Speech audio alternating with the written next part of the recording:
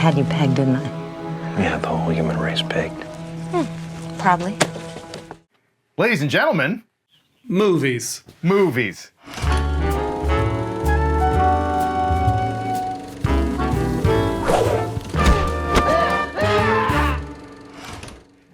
One movie in particular. Yes. Great segue. A little film, yeah, we're Segway Kings. We've been known.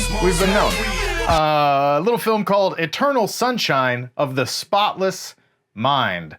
That's what we're talking about today. Yeah. What did this movie come out? 2003? 2004. 2004. And this, I feel like, was this the first Jim Carrey movie that sort of Truman Show probably before that. I want to say the Truman Show was Truman Show was before that. Truman Show was like 98, 99. Yeah, where he branched out of his traditional comedy roles and started exploring more of these dramatic roles and more independent feeling films. Yeah. So this was maybe in the sweet spot of that era, that Jim Carrey era. That's what I remember most. Is be like, oh, this is different Jim Carrey. Yeah. For me, as a lifelong fan, I go, all right, let me wrap my head around this. Yeah, it's tough. It had to be tough Let me for you. feel this out for a minute. He's here. not birthing himself out of a rubber rhinoceros. What am I watching? Why am I doing this? This is not the Jim Carrey I signed up What are we here for?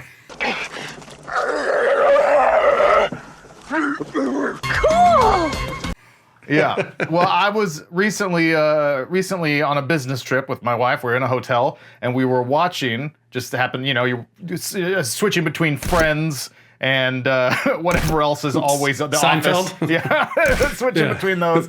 Watching TV at night in the hotel and hit an HBO channel which had Eternal Sunshine playing, which we just ended up leaving. It was just starting and we left it on, and I was reminded of this film because I feel like I probably watched it. I remember I owned it on DVD and I was really fond of it when around the time it came out, and I probably watched it 75 times.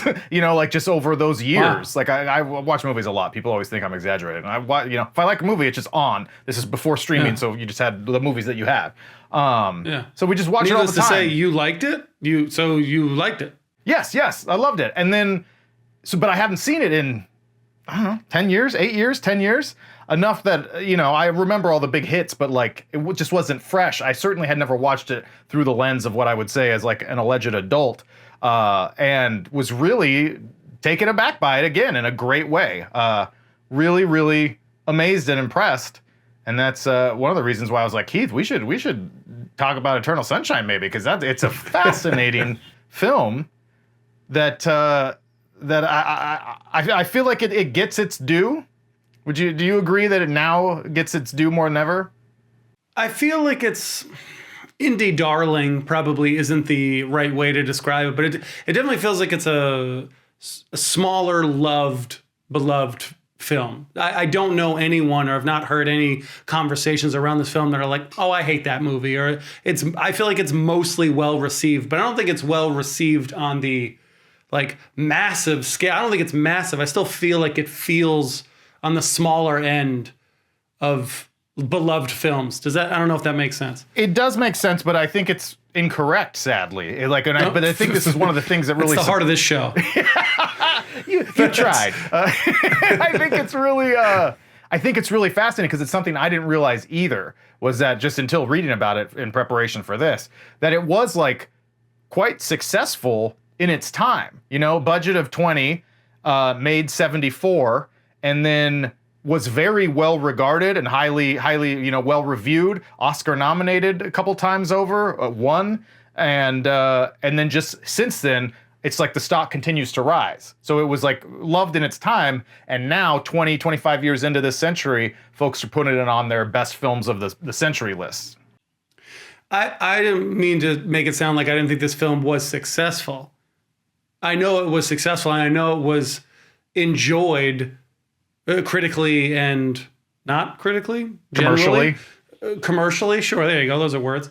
at its time. I feel like at this moment in time, all that sort of shine, I think, goes away just by age, not because of that movie specifically. Yeah. All that moment in time has passed. And I guess maybe what I was trying to say, I don't think it's like on the top of everyone's mind, but I think there is a smaller group of people where it is like, that movie is fantastic. I love that movie. But I don't think that's like universally beloved, where I'm trying to think of like E.T. is like just universally beloved by people. I don't know. I'm splitting hairs, but I'm trying to clarify my original statement. Yeah. I think what one of the things that fascinates me and one of the things that surprises me about reading that is that like this film has, at least for me, and I think for people I know who also really liked it at the time, it has a way of like making you feel like it's very small and intimate and personal, like that and like kind of secretive almost, because it was so out there, like the surrealist elements of this film, or the film is like a surreal film, and it feels very hip, like behind the secret curtain, like you're being led into this world of like creativity and like a film in a kind of way that when we're, in 2004, I'm 21 years old. Like this is very new, transforming sort of my thoughts of what films could be. And so there was like this secret energy to it. Like, I know about that movie. Not everybody knows about that. But then I think kind of a lot of people did, that wasn't as unique as we wanted to think it was. But I think that's part of the charm. You're touching on one of the points I did want to talk about. This feels very much like a filmmaker's film. Like it's a film that I think would inspire people to go out and make films of their own. Like if they had those passions, that this is a film that would be a catalyst for filmmakers because of that sense of intimacy that you're talking about. I think it's a great word to use for this film. It feels personal, not for the characters, but for the people watching it, from the audience perspective. To me, it feels like it resonates on like a personal level with everyone in some fashion. Yeah. And the style of filmmaking, I think is interesting, and it lends itself to that because it feels like they grabbed a camera and they had a vision. Like that's what it feels like. I'm sure it was much more thought out and planned. I'm not trying to be insulting by any means. I mean it as a compliment, but it very much feels like the passion is the thing that the passion for the story, the passion for the art, the passion for the filmmaking is the thing driving this film forward, is making this film like literally happen. And I think that's part of the intimacy. You can feel the filmmaking.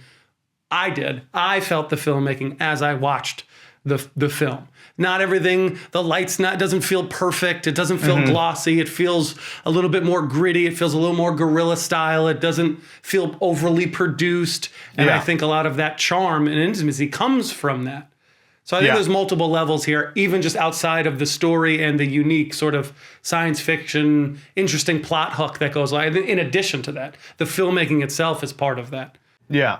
I think that's interesting and some smart observation, because I think it's that combination of we're trying this new thing. we're gonna compliment each other. Being right, I'm trying it out.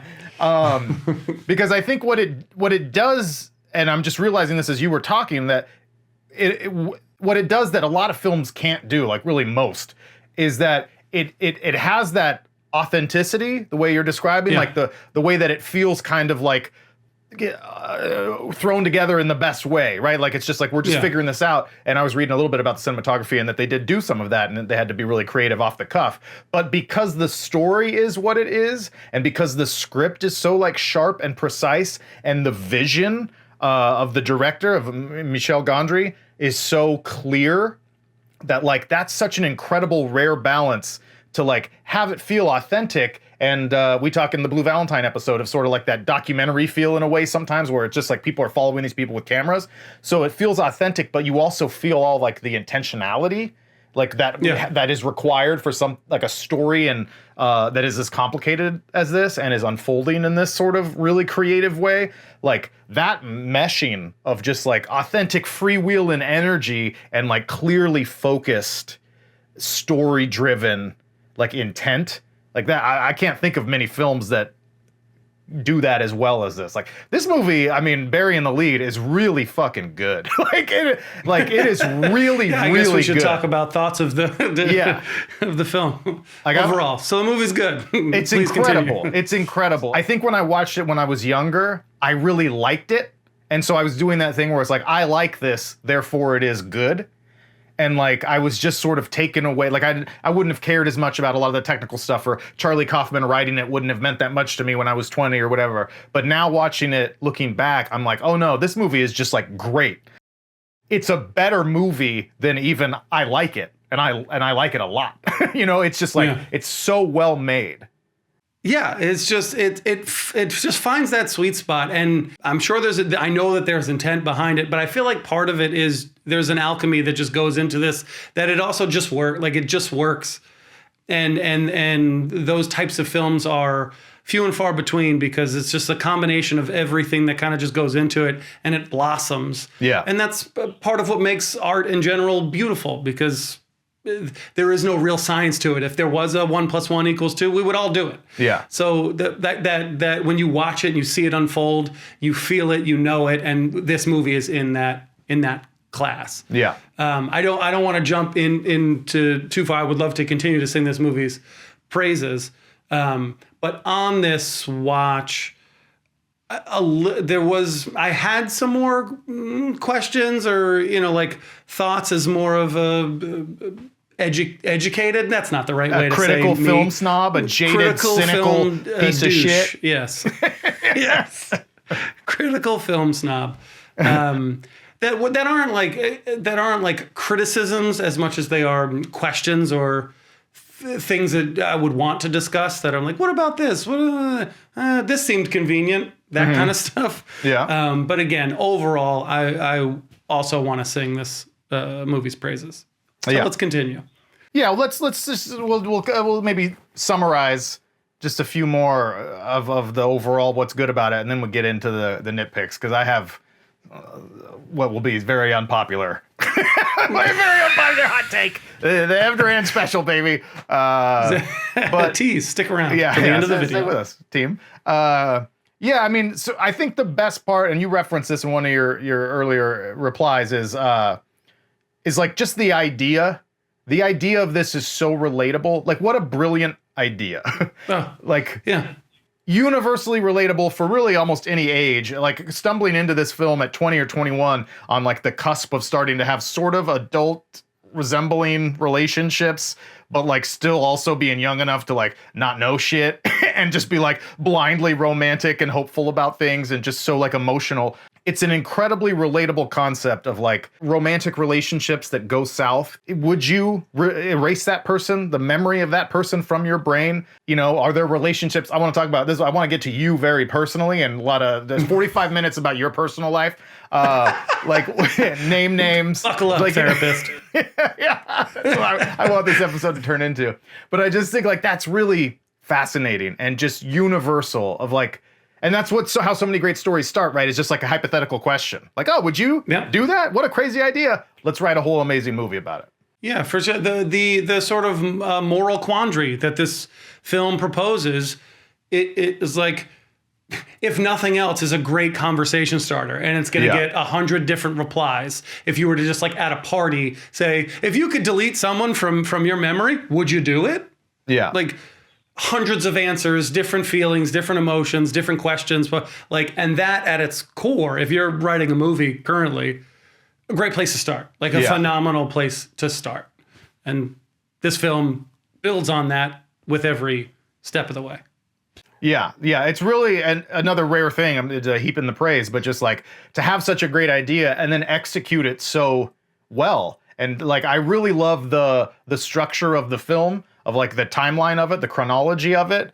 And I just think like it's so effective for what it is. And it's like believable. It gives you enough of like this kind of sci-fi science-y stuff that it feels real and it feels like it's a possible thing without like dwelling on it. Like it really feels thought out. It's thought out enough. Yeah. Like they don't, and this is a very thin line, and it's a bar that moves constantly depending on the film, I think, because I'm sure we'd come in here and criticize a different film for doing similar things, but like it has to explain it enough, but in a way where I can believe it, but not so much where it becomes distracting. Yeah. Where like I'm focused on it too much. And I think that is the middle ground that this film does hit. It's easy to just, I've seen different films, but in my opinion, worse films that just are too light and they just say like, meh, it's fine. Just, you don't need to know. They just do it. You don't need to know. And I hate that. I need something to wrap my arms around. Yeah. But then there's other films that take it too far and you're just like, wait, where are we? It's like too convoluted, too complex. And now I'm just like thinking about it too much. This movie does hit that sweet spot of enough for me to buy in and then just enjoy the ride it puts me on. Yeah. What is it? I don't know. It's some place that does a thing. So yeah, just a wonderful script by Charlie Kaufman, and like I didn't realize that looking back. Like if you had asked me a week before I watched this movie again recently, who wrote that movie, I'd be like, oh, was it Gondry? Did the director also write it? I don't remember. Like I didn't put that together. And then I was, elated to see that they were nominated and won Best Original Screenplay at the Academy Awards. And I did not know that. And the Oscar goes to Charlie Kaufman, Michel Gondry, and Pierre Bismuth for Eternal Sunshine of the Spotless Mind. Well deserved. An incredible script. For sure. Yeah. Absolutely. Who do you remember who it was up against? This won, and it defeated The Aviator, Hotel Rwanda, The Incredibles, and Vera Drake. I don't know the last one. But yeah, I don't remember Vera Drake. Is written by Mike Lee. The Aviator, decent competition there. Yeah, but The Incredibles, I think it does have a great script. Like The Incredibles is one of the better animated films and better superhero films I think ever made. So I get that. Hot but take. Yeah. I mean that seems like, and sadly I've never seen Hotel Rwanda, but Eternal Sunshine is a very much like a script writer's script. Yeah, it's a filmmaker's film. It's a scriptwriter's script. It's I can absolutely see Hollywood, the inner circles of Hollywood, really falling in love with it. Yeah, sure. I think Charlie Kaufman has a unique ability, and I don't love everything that Charlie Kaufman's ever written, but it's always like interesting. It's always worth watching and paying attention to. But I think he has a unique ability to write very poignantly and writerly without so obviously. Like he can put his thoughts into specific characters' dialects and words in a way that like other writers who are great writers just sound like it's them talking through each character. I'm just a fucked up girl who's looking for my own peace of mind. Don't assign me yours. Yeah, and so I think that's a pretty unique talent for Kaufman, which is true in this film. For any writer who can do it. That's probably one of the harder things I think to do is to truly separate yourself from the different characters and delve deep into them. All of the characters I've ever written sound like they're me. Objectively speaking, what do you guys think is more attractive? A penis or a vagina? Is this the type of shit you two talk about when nobody else is around? yelling from behind the character. Aren't most of the characters you? That's why I stopped pretending to be something I wasn't. I'm just like, I'm playing all of them. They're all me. Yeah, they're all you. It's not even a clump situation. It's just literally you. Yeah. I don't want to put any makeup on over the moneymaker, baby. It's a great point. All right. Do you want to compliment anything else before you get into your nitpicks? Or do you want to do nitpicks and come back to compliments? I guess let's end positively. Okay. Well, let's end positively. Throw it all in the fire, Keith. What do you got? You hate this movie. You think it's overrated. I hate this film. Gondry's a hack. Kaufman's a hack. I should have done this film. If only I had written it. I have no understanding of anything outside of my own panic and self-loathing and pathetic little existence. Really, all of it feels a little too incestuous for me this watch through. And then Kirsten Dunst's character specifically, like sleeping with both of these men and like I just like the Mark Ruffalo thing. Like if you're working back from, oh, they had a secret relationship, it's an affair, they erased her memory too, spoilers. That's a fun twist. Like I love that twist. And I love the moment where the wife is like, oh, don't be a monster, tell her. Like, Tell me what? Oh, you poor kid. You can have him. You did. that like heart drop moment for that beat. Yeah. And I go, that's awesome. But then I just, it felt like the Ruffalo thing, like then just don't have that part.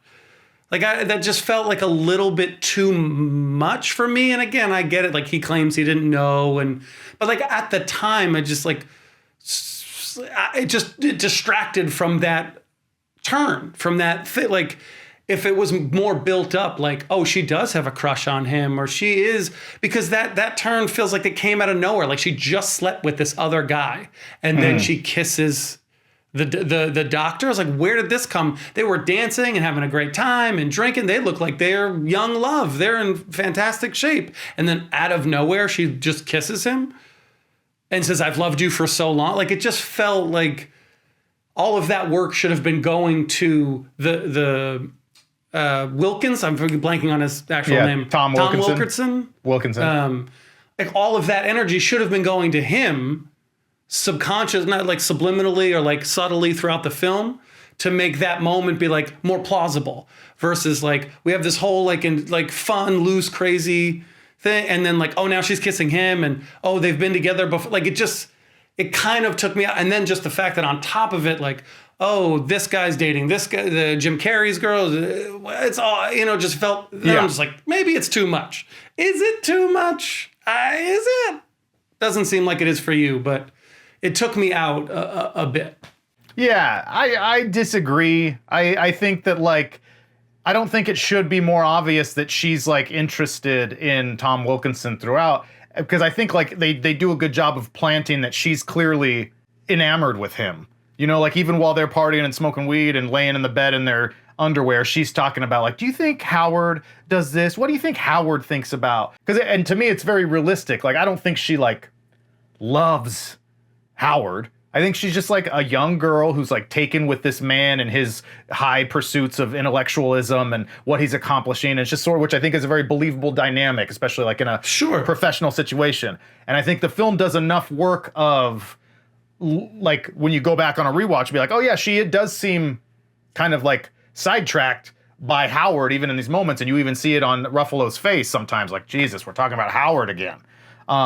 But if you just had her sort of like more overtly interested in him throughout, then that turn doesn't really mean anything. And then her relationship, which I think to me is just portrayed as like a fun dating thing, not like a love thing, her and Ruffalo. Like they're just fucking getting high and fucking around with coworkers. That helps make that, it's not a misdirect exactly, but it helps it hit harder when it's like, oh shit, this is a whole thing that's been there already with Wilkinson. For clarity's sake, I don't think it should be more overt. I don't mean that. I just think the Ruffalo bit makes it a little more distracting and harder for me to, like as you describe it, it makes sense. I'm not saying it's like not plausible for this to play out the way that it did. Like I get it. I absolutely get it. And I'm not saying it's bad. Let me be clear. I'm not saying it's bad. It felt a little incestuous and a little just like convenient that all these 5 people in all of the world are just fucking each other always, just like everyone is in this little bubble, where if you just remove, like Ruffalo thing just felt like, oh, you could easily remove it and then it would feel more spontaneous and a little bit more believable for me. Mm. Yeah, it's just like it feels a more personal take. Again, I'm not trying to criticize the film. I'm just posed the question if it got in the way for other people, because it did get in the way a little bit for me. I'm like, okay.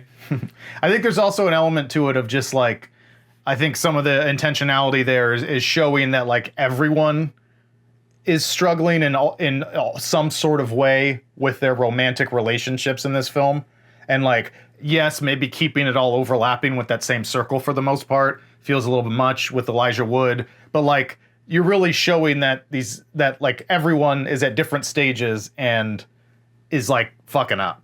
Like that's sort of like it's not perfect for anybody. There's all of our characters. I mean, and it almost like consciously or subconsciously helps to, I think, portray relatability to the audience. I mean, we talk about how relatable this film is, that like everyone in your life is having some sort of like romantic, a challenge at some point in time, especially at the younger dating time. Like, I don't know. I think I like it. Yeah, but I don't dislike it. I pose the question. No, I'm just asking a question. But hey, I'm just a normal kid, like you, except that I ask questions. And because I'm brave enough to ask questions, I come under scrutinies. I'm just asking questions. Leave me alone. Give me a break. Give me a break. All right, what else you got? What else I feel like I had one other thing and I'm blanking on it. Do you have anything that you... Well, yeah, my big one, and it's gonna, I'm selling it. I'm trying to sell it to be bigger than it really is, because I don't really feel that passionately about it. But I pose a question. I'm just asking a question. It's a safe space. So I think all of the performances are fantastic. We haven't really talked about that yet. I think everyone does a wonderful job. This thought process started with, I've never loved Kate Winslet in this role, and it has nothing to do with her talent. It hasn't, because she has all the talent in the world, and she's a wonderful, wonderful actress. But like, it just always felt a little off to me. And then I realized as I was thinking that like, oh, that's what a lot of people thought about Jim Carrey too, because they were casting against type. And I read a little bit about how they cast against type intentionally with both of these people. Like, these are actors playing roles you wouldn't normally see them play. And I kind of like that. But then also posing the question, like, I'd be curious to see, what if you casted actors that are like really suited for this, that like don't feel as, let's say, awkward or out of place sometimes. And again, this is a delicate line I'm trying to thread here, because it's not a criticism of Jim Carrey or Kate Winslet, who do great work. And Jim Carrey, I think, to me, suits this role a little bit more than Kate Winslet does her. And it's about, this is a weird thing to say, but it's more of just like the way Kate Winslet looks. She has like a very like regal appearance to me. And I think there's a reason why she does a lot of like period pieces where like she is like, an accented woman of wealth and, and I'm just like, so seeing her kind of like stripped down and this like frantic, unstable a little bit character, this weirdo, like I can never fully remove that because that's just how she looks. So like it's a little tough for me. Yeah. I don't judge women on their appearances. But I know. I'm really in a danger zone here. But I'm a decent person.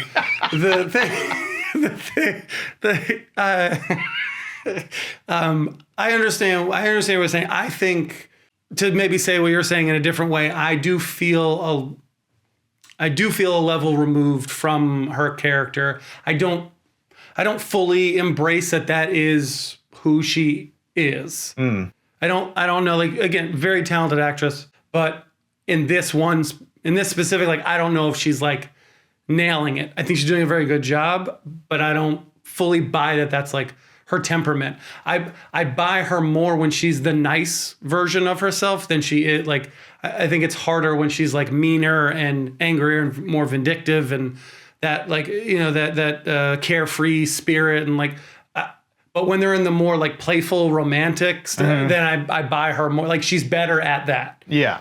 Like when she's in the dream sequence or the memory sequences later. Yes. Yeah. When they're like having fun. Yeah. And she's on his side towards the end. Like, that stuff feels real true and real. But it's harder for her to be the other side of that coin, I think. I think. So maybe that's part of I'm not going to see. I think she looks wrong for the part, and you think she just doesn't do as good in some parts. But like, I think it's a great performance. I just like, it's like whatever she's just bringing subconsciously to it, because like that, like she just has an air about her, and I really don't, it sounds like, I'm not trying to be critical of her at all. It's nothing she can do or control. She gives a great performance, but there's just like, you're casting against type. Like they'll literally admit that. So like, I don't think this should be that crazy, even though I know a lot of people love her, love the character. But I also don't really understand like loving that character because like she like Clementine like kind of sucks. You know what I mean? Like, and so I think that's also part of like, you're like, oh man, Kate Winslet, I don't like it or this role because like Clementine kind of sucks. Like she is a little unhinged and it's like, but like can just be really mean. And I know Jim Carrey is not perfect. You know what I mean? I know Joel is not like a perfect, he's not a great catch. They're both flawed. Yeah, that's the point is they're flawed. But like his flaws are much more like, I don't know, tolerable, palatable because he's withdrawn with his. Like her being the extrovert and just like starting shit all the time. Like that's tough. Yeah. Her presumed affairs are not great. Yeah. Are not great either. Yeah. She's a tough pill to swallow sometimes. So just like that combined with like, oh yeah, Kate Winslet is this like actress with such regality. Now it's just like sometimes the character just like isn't quite lining up for me perfectly. Yeah. No, I'm with you. People are down voting. Down voting that one. Big time. People have stopped watching. Yeah. Well, I get the other question I had now that I know we had this part of this conversation is, and again I'll ask the question because I don't really feel like I know the answer, and maybe there isn't, and maybe that's the point.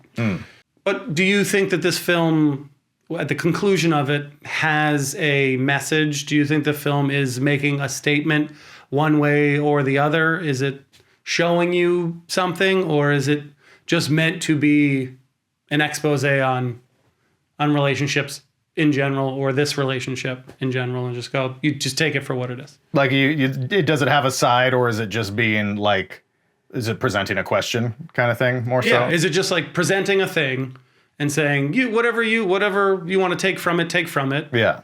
Or do you think it's taking a side and saying, actually, love is about blank, or you know what I'm saying? Is there a message here you think the film is trying to make? I think it has several messages, most of which I probably haven't even figured out yet, just on a single rewatch for the first time in 10 years. But one thing that I really took away from it on this watch that I really enjoyed, like first, very literally in the story, my takeaway is that they're going to give it another shot. You know, like they come back together at the end, and it's confrontational and weird because they're listening to the tapes and they're all really they're both confused. But then they're gonna, I still want to give it a shot, and I think that's great. I think that's beautiful, and I think what I kind of take away from that on a slightly higher level is that like there's a message in there about like honesty in a relationship and how even though them coming together at the end and like rediscovering each other is fraught with such emotion and anguish because of these tapes where they're just like being cold-blooded, open honesty, every fault I've ever thought about my romantic partner. Like they have to sit there and listen to that with each other. The only way Clem thinks she can get people to like her is to fuck them.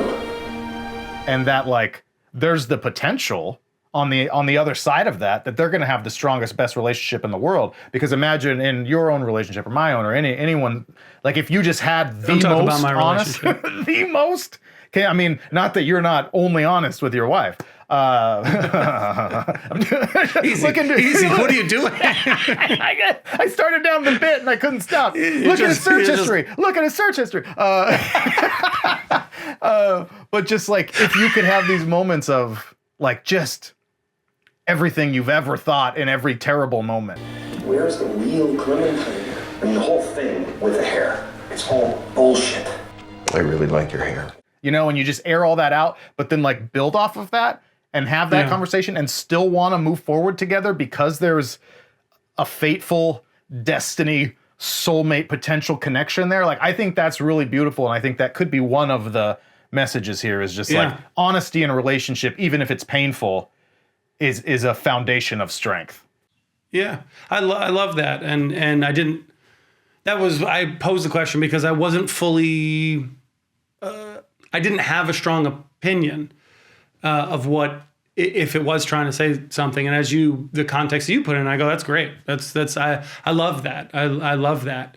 The thing that threw me off was just really the last line of the movie. I can't see anything that I don't like about you. But you right will. Now I can't. But you will. I'm going to get bored of you and you're going to resent me. You know, you will think of things, and I'll get bored with you and feel trapped, because that's what happens with me. Okay. I don't know what I'm like. if that's the last note that I'm left with, it's just like, who cares if we're not right for each other? Well, like, I think the point is wrap my that head around it. No one is right for anybody.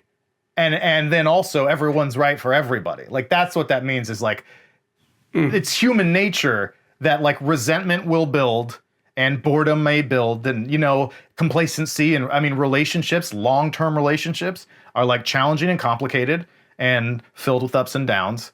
And so like, but like, what's the alternative? You know, I think maybe that's also part of the point. It's like the alternative is just like being alone to avoid like the fact that nothing's going to be perfect forever. The alternative is find a person that's better suited for you. Like, maybe, are these people not supposed to be together? Sure. Just in terms of this story, yes. I mean, I would say separate from this philosophical conversation, these characters should not be together. But like, they both need, you know, extensive therapy. But I think for the point of the film, that like, no, like it's worth it. It's worth the risk. It's worth the shot. You know, like, it's always worth the shot. Even if we can be confident that it's going to fuck up, it's going to fall apart. Like, I think there's something beautiful in that, even though it's depressing and sad and maybe even pessimistic. Like, there's still beauty in that. Similar again, not to mention Blue Valentine again, but the way Blue Valentine ends, which is like, are they together? Are they not? Are they going to try? And do we want them to be together? Like, is that good for them? Or is this abusive? Yeah. Do we want them to be? And it's just like, no, but that unknowing and the draw of these people, like their hearts being pulled together, is beautiful. Yeah, it is. Yeah, I see it. I get it. And again, I just like having these conversations. That's the whole point. Whether they're on camera or not, just to like, this movie makes me want to just talk about it. Yeah. Not to be critical, but to just talk about it and have thoughts and hear your thoughts, and your thoughts give me thoughts, you know, like, and that's the beauty of this film and movies in general. Yeah. And that's a beautiful thing. That's why we love movies. Well, this is the internet, Keith, which is, I don't know if you follow our comment sections, but this is no place for nuance or thoughtful growth, or you know, consideration of other people's ideas. Listen, we are pathetic losers. You fucking narcissistic sociopath fucks. How dare you share an opinion? Like, we're just talking, man. Like, that's what's so funny. Not to get derailed, but like, I still look at these, and it's probably because our audience isn't that big, but I still feel like these are just conversations between you and I that we are having to entertain ourselves. And if people happen to watch or listen and find entertainment in that, that's great. That makes me happy. That's great. You guys want to talk about films? You want to have let's talk about it. But like the fucking take lord people that just want to be like, this fucking stupid, fuck you, and fucking piece of shit. Like, it's not that serious, guys. It's not that serious. Like, we're not like, the assumption that we're trying to do something, that we're trying to be something. That we are organized enough hilarious. to have an agenda of some kind. People use the word agenda, or like you're betraying your motivations. Like, I don't have any fucking motivation. I'm just talking, dude. I'm just talking to my buddy. What do you think this is? I have other shit I'm also doing. We are not on a payroll here. Yet. Anyway. Shout out to our friends on Patreon. Yes. Yeah. Go join. Hi, friends. All right, Keith. In closing, anything else you want to add? This feels like the kind of movie to me that, like, when you watched it when you were in your 20s, it just broke you. I'm surprised. Was it not that way? No. Absolutely. We didn't get to it. Yeah. We didn't talk about it. But yeah. I had recently been dumped by a long. It was not a great relationship. It was probably my first relationship. Arguably my first relationship. A real relationship. What was her name and what exactly went wrong? I'm FaceTiming her right now. Do you want to? But yeah, it was like first real heartbreak. You know, like that. Yeah. Everyone remembers that first time they get crushed. Yeah. And then I watched this movie. And I just got to the end, and I remember just just losing it, like just breaking down, because it was so specific to like how I was feeling at that moment, and that question of like, would you just erase this person? And I was like, yes. Yeah, no, you strike me as I would just erase this person. 1000%, 1000%. I would just get rid of that person to not feel the pain that I was feeling at that time. Looking back, really not a big deal at all. But at that time, it's the most important thing in the world to me. Yeah. So yeah, it absolutely broke my my spirit at that time. Did this film ever hit you as hard as it hit me? And would you erase someone from your memory? I really love this film, and I remember feeling connected to it at the time it came out. But I think more so in just like oh, this is a cool movie. Like, I love the story, so it wasn't just like I was no emotional attachment to it, because like everyone else, I had my own romantic issues in my 20s. But like, but I don't remember like specifically being like, man, this is deeply personally resonating with me emotionally. It was more just like, what a cool movie that I can now try to be better than other people by saying I've seen, which is, you know, really the true path to my heart. But so yeah, I always loved it, but I never had quite that personal connection to it. I was probably more in a Garden State at the time, which is embarrassing to say. I know. It's not that forever. I feel like has been, and maybe even still is, like that. What you're saying, like that film that people use to say that they're better than other people for liking it and knowing it. Yeah, that was a huge part of my personality. And still is. Yeah, exactly. Why do you think we're doing this show? I would never erase anybody, and I don't think at any point in my life would I have chosen, even when I was younger. Wild. Because like I really like, I don't know, I had enough like like just fucking sharp trauma in my life, like from like 17, 18, 19, that like I really started to revel in like the pain. Like there was something like I really like, it's such a cliche, but like the pain of like romance or whatever, like that makes me feel alive, and that really like inspired me, like, and it would make me feel very vindictive, which would make me very motivated. Like I just like I never wanted to have my heart broken, but like when I was in those moments and I'm fucking drinking all night and I'm writing and I'm like, oh, I'm a fucking tortured artist. Like I really loved those days. Like, and I wrote some pretty good stuff. Like, so I wouldn't want to take that away, because then I'd just be like a Stepford wife, just like everything's good. Haven't had anything bad, you know? I want to be a painless, joyless robot that just goes through life. Hello. 3 pumps of chocolate, please.